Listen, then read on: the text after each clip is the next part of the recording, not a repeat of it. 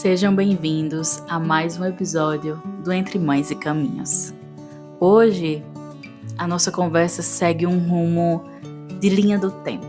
A gente falou um pouquinho sobre o nascimento, sobre o diagnóstico e sobre como segue a vida depois que as mudanças de maternar uma criança atípica surgem.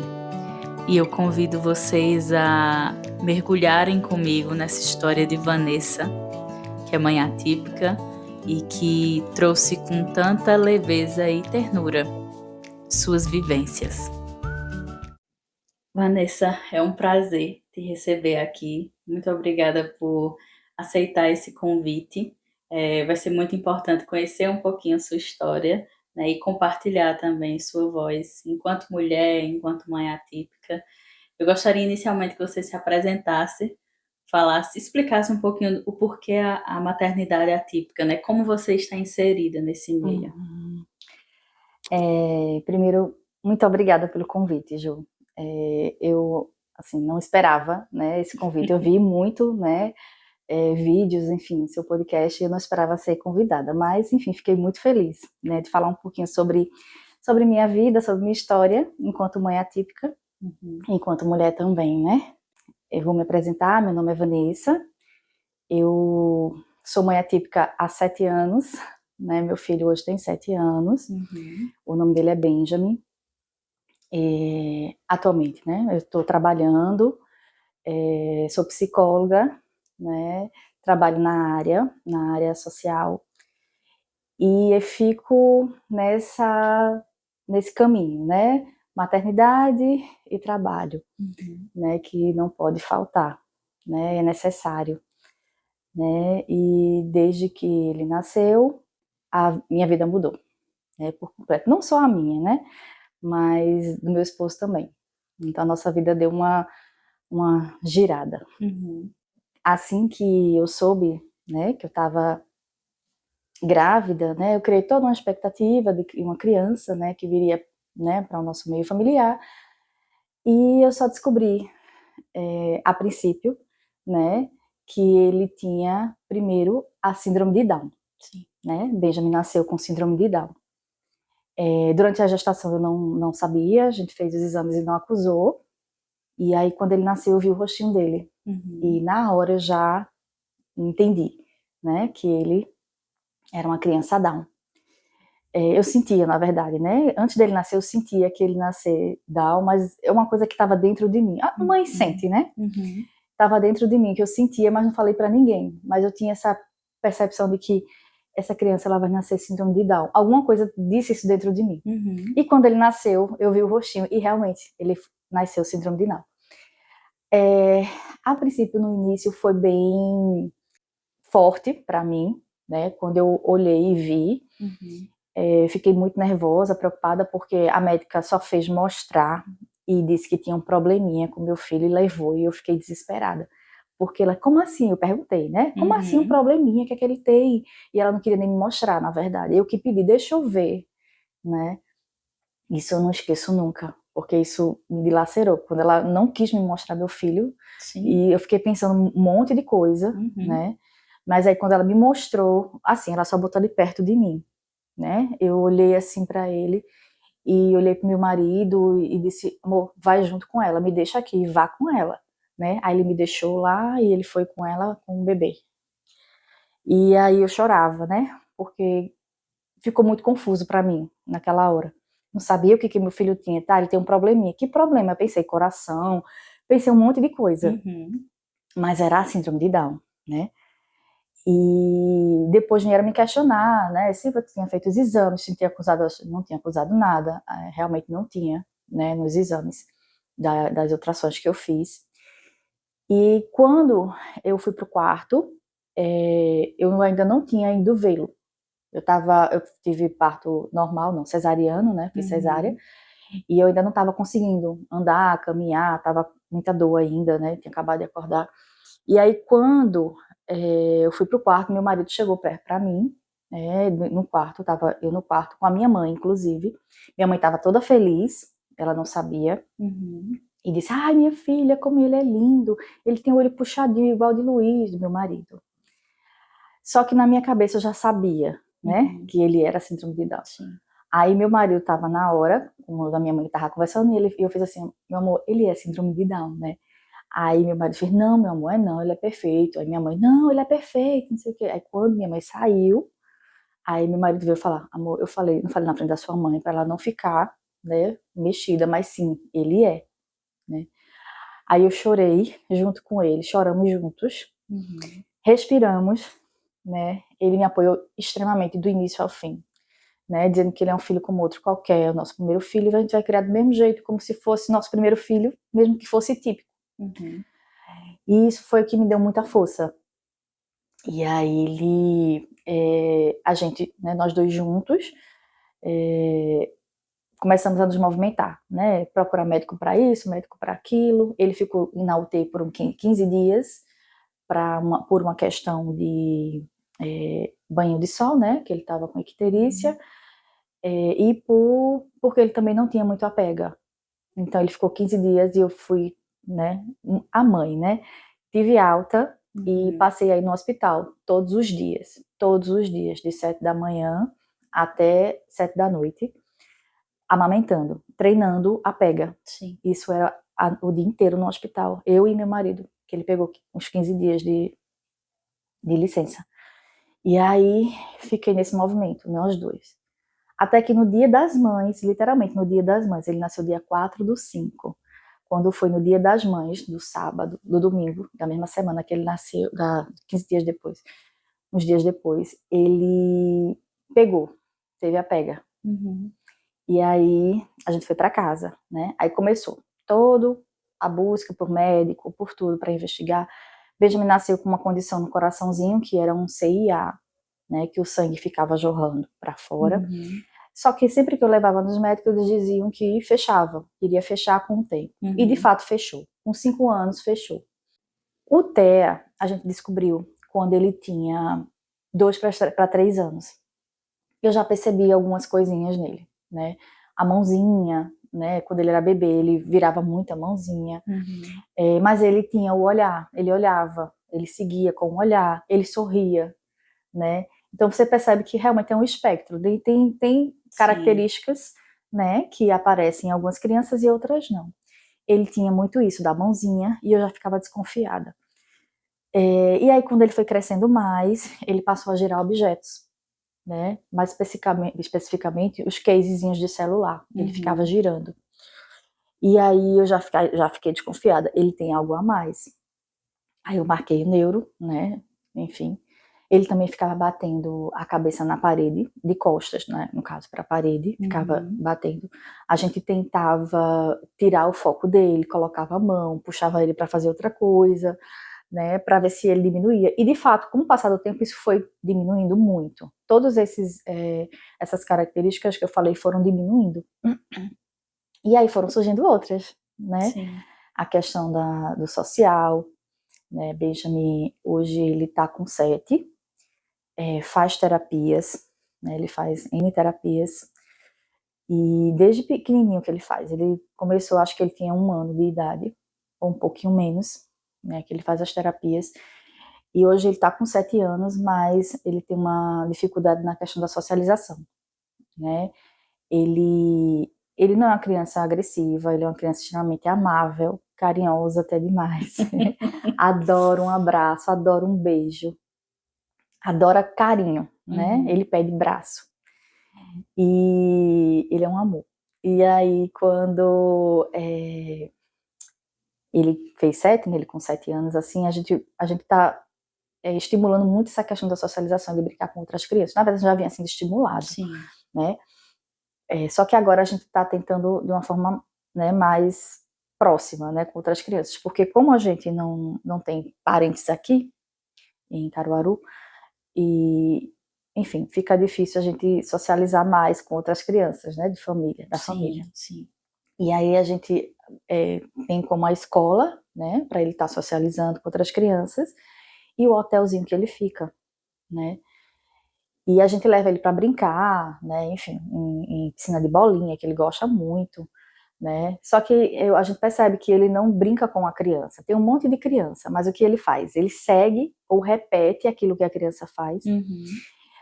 Esses dias eu até me impressionei que ele fez um movimento que ele nunca tinha feito, que eu nunca tinha visto ele fazer, na verdade, que tinha uma criança próxima dele, um pouco maior que ele, e eu percebi que ele queria se comunicar, mas ele não sabia como fazer. E aí eu percebi que ele só fez um tchau pra essa criança. Eu achei isso, não, uma coisa pequena, né? Para outras mães isso parece uma coisa muito simples, mas para nós que somos mães atípicas, qualquer coisinha pequenininha, né? É enorme. É enorme.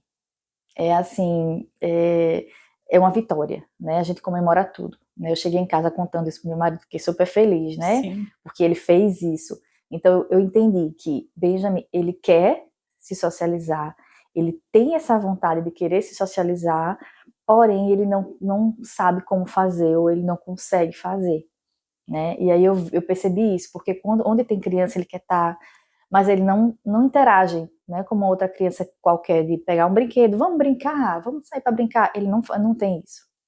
Inclusive ele é não verbal, porém ele se comunica do jeito dele, né? Ele fala algumas coisas, que quer comer, com fome, o papa, que ele gosta muito de papa, enfim, as comidas que ele gosta, né? Chocolate, né? Mas, assim, essa parte da socialização está sendo mais difícil para a gente, né? Que é necessária, muito necessária.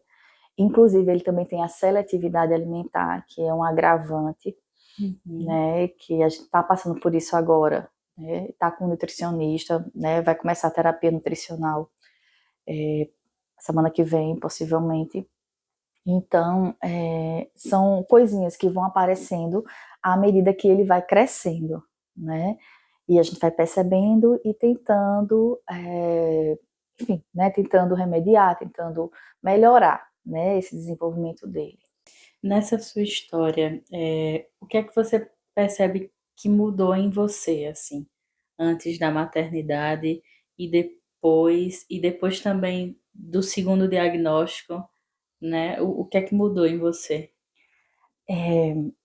Antes da maternidade, era eu e meu esposo, né? Só nós dois. Então, assim, a vida da gente era uma vida muito só casal, né? Vida de casal, né? De sair, de passear, né? Tudo que a gente, o trabalho, né? Quando a gente trabalhava, tudo que a gente ganhava era remetido para nós dois, né? Enfim, para o casal, né?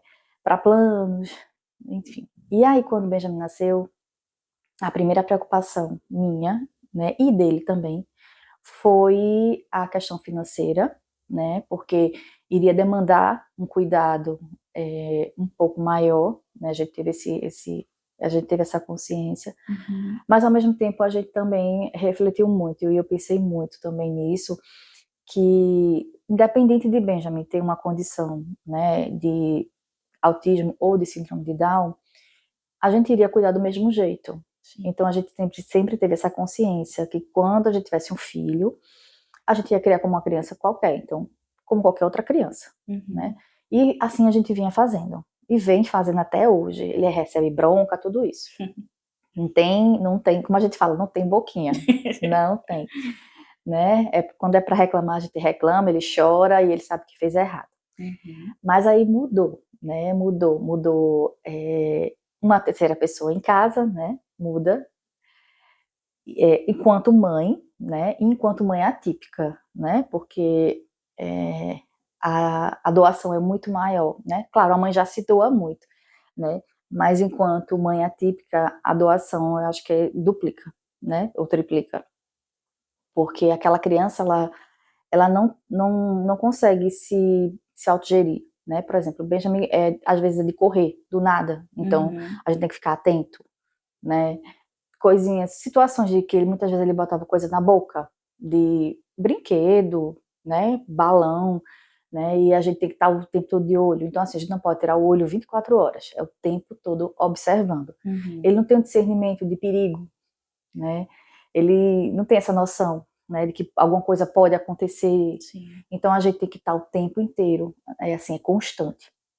E aí mudou muito isso, né, eu passei a olhar mais para ele, porque eu tinha que ter esse cuidado com ele, enfim, né, do que realmente se dedicar mais a mim mesma, né, porque você acaba se doando por total, né, e passei a marcar muitos médicos para ele, tudo para ele, né, chegou uma época que realmente, assim, eu não estava fazendo nada para mim, tinha que ser para ele, porque realmente a urgência era muito ele. Sim. Foi tão interessante que até depois que ele nasceu, eu estava cirurgiada ainda com uns pontos, né? Tipo, tinha acabado de ter neném. E eu estava andando como se tivesse tido normal. As pessoas olharam para mim, Vanessa, eu não acredito, tu ainda tá cirurgiada, não tiraram as pontas ainda, tu já tá andando desse jeito. Eu disse, mas tá tudo bem, eu tô me sentindo bem. Então, assim, eu fiquei cirurgiada, indo para o hospital, né? Ainda sentindo um pouco as dores, né? Enfim, mas passando o dia inteiro lá, né? Mesmo assim, a gente busca força que a gente não sabe onde tem, né? A gente se transforma. E eu passei a ser muito mais briguenta, porque eu sempre fui muito calma, muito tranquila. Ainda sou, né? Mas quando envolve o meu filho, parece que eu saio de mim, eu viro outra pessoa. Parece que me viro pelo avesso. Então, qualquer coisa que envolve algum tipo de preconceito contra ele, ou alguma coisa que eu perceba que é indiferente, ou alguma situação que ele não seja beneficiada, enfim, né? Eu bato de frente e vou mesmo, sabe? Brigo mesmo, reclamo, né? Eu digo isso, olha, eu sou uma pessoa ótima, mas, né? Tem sempre o mais, né? Faça certo, correto, né? Com meu filho, enfim, mexa com ele, né? E acho que toda mãe é assim também, né? Mas eu fiquei muito mais, eu digo que fiquei muito mais afoita, sabe?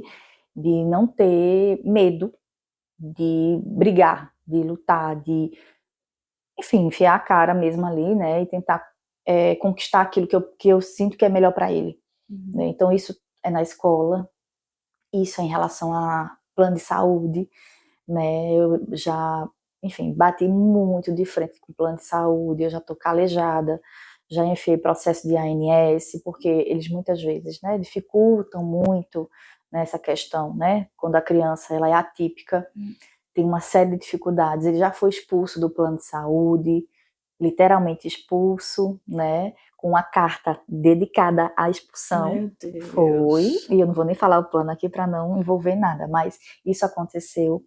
E aí eu entrei na justiça, né? Eles alegando justamente que era gastos e tinham que cortar. E aí isso me revoltou, me deu uma raiva assim, sabe? Que eu transformei em energia para buscar, né? Por ele novamente. Aí eu botei na justiça um processo, né? No final, né? Depois durou 2 anos praticamente, 1 ano e 9 meses, né? 1 ano e 9 meses, um processo, né? Rolando. E no fim das contas eles, né, enfim, declararam falência, que para ele era mais conveniente, né? Sim. E acabei fazendo outro plano para ele. Inclusive, nesse novo plano tive que brigar também, né? Porque ele não foi aceito na entrevista. E aí eu fui questionar o porquê, gravei, eu sou breguenta. Eu gravei a entrevista médica, gravei a entrevista médica, e gravei também quando eu liguei para falar com eles pelo telefone, para questionar por que meu filho não tinha sido aceito por eles. Aí gravei isso também. E comuniquei que eu estava gravando, né? E aí, quando foi alguns dias depois, eles entraram em contato comigo, né? Eu disse para eles que se eles não resolvessem, eu iria colocar na justiça, ia chamar um advogado, enfim. E realmente eu ia fazer isso, porque eu faço. Sim. E aí, quando foi uns dias depois, eles entraram em contato e disseram que ele tinha sido aceito. Ou seja, né? Se a gente não briga, como é que eles ficam, né? Então, quando eu sempre digo, eles dependem da gente, de mim, né? Enquanto mãe, claro, e meu marido também. Mas, ou seja, eu realmente passei a ser uma pessoa totalmente diferente do que eu era, né? Antes de tê-lo. né? Eu acho que ele despertou em mim algo que eu acho que eu tinha, né? Tinha dentro de mim, mas só descobri com o nascimento dele. Sim. Então ele me fez evoluir. Sim. Você trazendo essa questão dos planos, né, de saúde, que é algo que eu acho que a grande maioria das mães que precisam, né, desse suporte tem essas questões, é muito difícil. E aí você traz uma fala muito de força, de energia, de ir para cima, né? E a contrapartida para você, emocionalmente, assim, falando, como é gerir isso?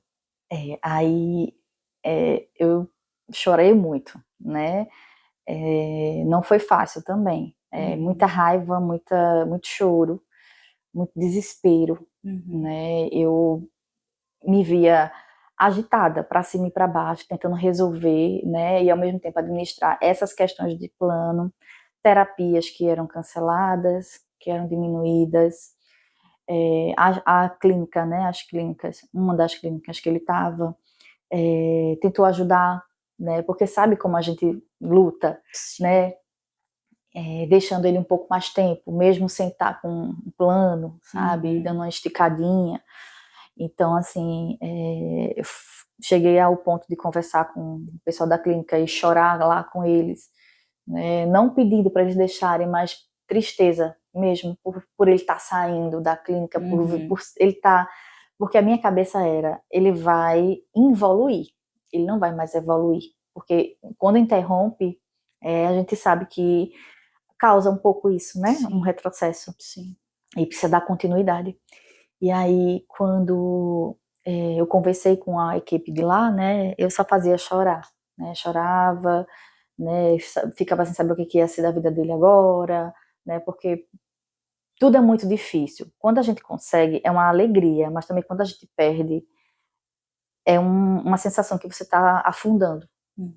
E parece que tudo que você lutou, tudo que você fez para conseguir, parece que não serviu para nada, sabe? É uma sensação de frustração mesmo, sabe? Você fica frustrada, porque você fez muita coisa. Mas quando chega, sabe? E é uma sensação de voltar para estaca zero também. Essa história do plano mesmo, a sensação que eu tive foi que eu estava voltando para estaca zero. Sim. Porque tudo tinha que ser administrado em cima dos nossos horários de trabalho, de compromissos. Então, quando a gente vai para uma clínica, é tudo adaptado àqueles horários, né? E aí, quando muda, aí tem que fazer uma readaptação. Sim. Só que a gente já está naqueles horários de trabalho. Enfim, é uma bagunça na vida dos pais e da mãe, Sim. né? E geralmente, né, a mãe, claro que, né, o pai ajuda, né, ajuda não, faz a parte dele, né, que não ajuda, ele faz a parte, Sim. mas no fim das contas a mãe, né, que ela fica mais de frente, de brigar, de ir atrás, de ser a leoa, né, a mãe é mais briguenta, né, e eu me vejo nessa posição, e muitas vezes eu engoli muito né, minhas frustrações, meu choro, né, para poder continuar. Porque senão, se eu parasse para chorar ali, enfim, né, a minha sensação é que não vou ficar aqui chorando, não, eu tenho que continuar, né? Não adianta chorar porque não vai acontecer nada, eu só estou chorando. Mas claro que era bom, né? Porque eu desabafava. Era bom que eu desabafava, né? Mas eu tentei pegar, né? Toda essa energia, como eu te falei, né? De raiva, de tristeza, Sim, e transformar ela para ir atrás, para lutar, para buscar, né? Eu não fiquei mastigando aquilo, sabe? Fiquei realmente assim tentando transformar aquela situação de uma situação ruim para uma situação boa, né? Eu me lembrei agora que uma coisa que, quando a minha mãe ficou sabendo, né, que meu filho tinha síndrome de Down, tem a ver isso. Ela falou assim: minha filha, você não vai ter vida, você vai viver para cuidar dessa criança. Você não vai conseguir trabalhar, você não vai conseguir fazer nada da sua vida, você vai ficar presa a essa criança. Por que ela disse isso? Porque onde ela mora tem uma vizinha que ela tem uma filha, síndrome de Down, que ela já tem seus 20 e poucos anos, e essa mãe, ela é realmente adoecida, ela só vive para essa criança, para essa menina, para essa mulher, né? E não trabalha, enfim, ela só vive. E ela já chegou até a relatar: eu não sei o que vai ser da minha vida se a minha filha, se Deus levar a minha filha, né? Porque ela não tem nada, literalmente, ela não tem nada a quem se pegar e nem pessoas para ajudá-la. E aí minha mãe me viu nessa situação, realidade. exato. E aí ela chegou e disse isso para mim. Só que aí isso ficou muito na minha cabeça. E eu pensei: não, eu não vou, minha vida não vai ser assim. Eu não vou, eu vou fazer o máximo que eu puder para meu filho evoluir o máximo que puder, né? E eu consegui conciliar, né? Mas assim, não é fácil, né? A gente sabe que não é fácil. Eu acho que a gente tem que ter muita garra, muita força, né? E assim, eu acredito que a minha força, ela veio muito do meu filho, claro, e do apoio do meu marido também. Porque eu acho que se eu fosse uma mãe solo, eu acho que seria muito mais difícil. Para uma mãe solo é mais difícil, e realmente eu entendo isso, né? Vai muito do contexto de cada mãe, né? Vai do contexto, né? Esse é o meu contexto, né? Cada uma tem o seu. E aí essa força, né? Eu vim dessa busca de tentar melhorar, de não querer ficar nessa posição, né? De cuidar, só ficar exercendo cuidados, porque não adiantava eu cuidar dele, mas não cuidar de mim no sentido mental também, né? Porque se eu não tô bem, se eu não realmente, sabe, tô cansada, tô estressada, eu desconto nele. Sim. E já aconteceu de eu não estar bem e descontar nele. Então, de uma certa forma, eu cuidando de mim também estou cuidando dele. Sim. Né? E assim, a gente evita, eu evito e meu marido também evita, jogar no meu filho frustrações, raiva, sabe? Algumas questões do nosso dia a dia que tem a ver conosco, não com ele. E acredito que está dando certo, porque Benjamin é uma criança muito, muito feliz, muito agradável. Não é porque é meu filho, não, viu? Mas ele é uma fofura de criança. E todo mundo é apaixonado por ele, porque ele é uma criança agradável, divertida, brincalhona, sabe? Então, assim, a gente brinca com ele, a gente dança com ele em casa. Então, a gente tenta transformar a vida dele de criança mesmo, sem levar para ele coisas de adulto, né? Por enquanto ele não precisa se preocupar com isso, né? Mas a gente também busca essa autonomia dele, né? A gente busca fazer com que ele tenha autonomia dentro do que ele consegue fazer ali, né? E a gente vai tentando sempre estimular isso nele, né? Então, assim, é uma luta todos os dias. Sim. A gente tá chegando no finzinho, passou tão Foi. rápido. Mas eu queria saber de você. Você trouxe a questão de como foi na maternidade quando teve ele, né? E se hoje você estivesse lá com você, como você acolheria a Vanessa de 7 anos atrás? Ai, eita, que pergunta profunda e difícil. Eita, essa foi bem intensa. Bem, se fosse eu indo lá falando com ela, né, com essa Vanessa, eu ia dizer para ela que ela se acalmasse, que tudo ia dar certo, que tudo vai dar certo, que ela vai descobrir, né, que ela pode ser muito mais do que ela está demandando hoje, que ela vai conseguir enfrentar toda e qualquer, enfim, qualquer dificuldade que venha aparecer, porque o que move, né, o que move ela, além enfim, da vida em si, é o amor que ela tem dentro dela. Eu acho que é isso. Eu gostaria de agradecer a você esse momento de escuta, de compartilhamento. É muito bonito ver no seu olhar, né, quando você fala sobre ele, quando você fala sobre amor, sobre carinho, sobre abraços, sobre, né, danças que acontecem. É muito bonito de ver. E eu agradeço por você vir e disponibilizar um pouquinho do seu tempo, né, para falar sobre sua história. Eu que agradeço, assim, eu não esperava, né, que fosse mexer tanto, mas mexeu. E isso é bom, né? A gente tenta dar o melhor para ele e dar o nosso melhor para ele. E eu acho que é por isso que também eu me sinto bem comigo, né? Eu me sinto bem comigo mesma. Sim. Tô feliz com o meu filho, né?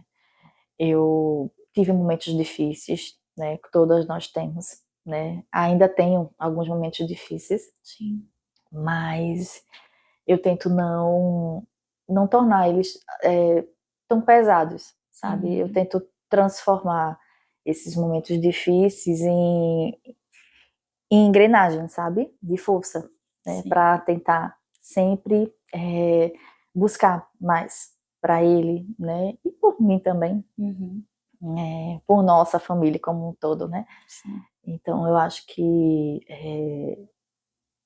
a dificuldade vai existir sempre, mas o que movimenta mesmo, né?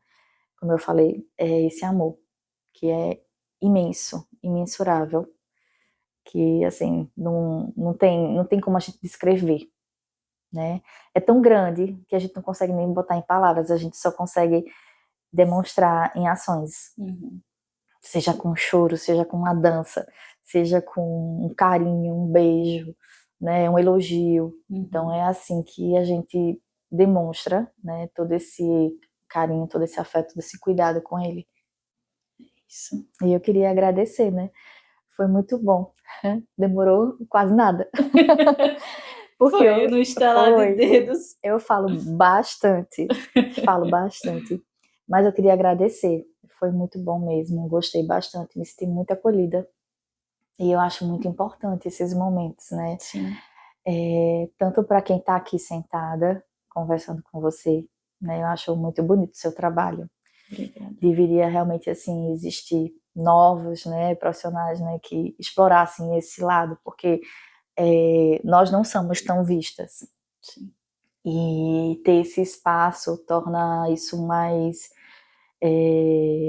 enfim, mais amplo, né, para as outras pessoas verem como é que funciona, né, que não é frescura, que não é falta de dar educação para uma criança, né, que, enfim, né, que não é coisa de malcriação, né, no sentido de ser de mal criado, né, de ser mal criado pela família, não tem a ver com isso, né, tem a ver mesmo com cada família, com suas características, cada criança com suas características, né, e seria muito bom que as pessoas não julgassem tanto, né, que acolhessem mais, né, porque cada mãe tem uma história. Sim. Eu tenho a minha, a próxima que vier sentar aqui nesse sofá vai ter a dela, né, e cada história deveria ser, e deve ser, né, acolhida. E respeitada. Né, e respeitada, exatamente. Muito obrigada, viu, Ju? Agradeço muito, foi muito bom. Sim. Se eu pudesse descrever, eu diria que em todos os momentos que Vanessa falou sobre o filho, ou falou sobre a vivência dela, os olhos brilharam. E brilharam de amor, brilharam de respeito. E isso vale tanto e vale muito. Então, obrigada a você que nos ouviu até aqui. E a gente se encontra no próximo episódio do Entre Mães e Caminhos.